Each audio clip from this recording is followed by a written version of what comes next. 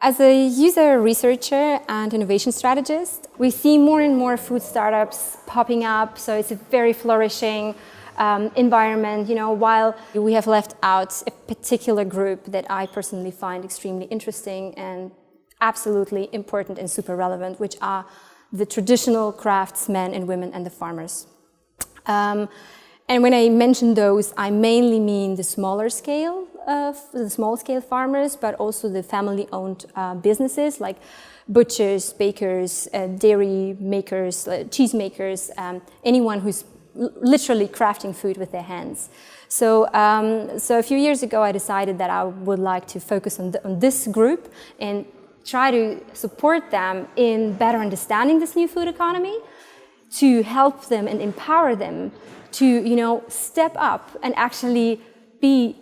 just next to all the innovative food startups, because they really can. And I think this is so important that we actually pay attention to this craftsman, to this really traditional craftsmen who have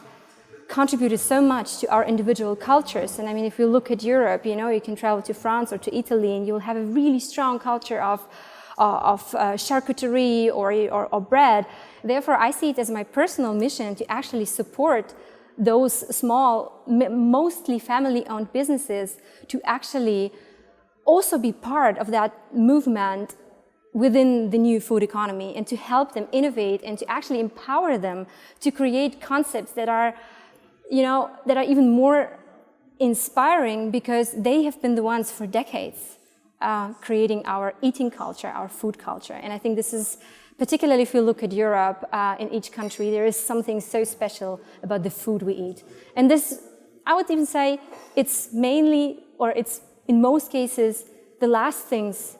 that we have left that define our cultures.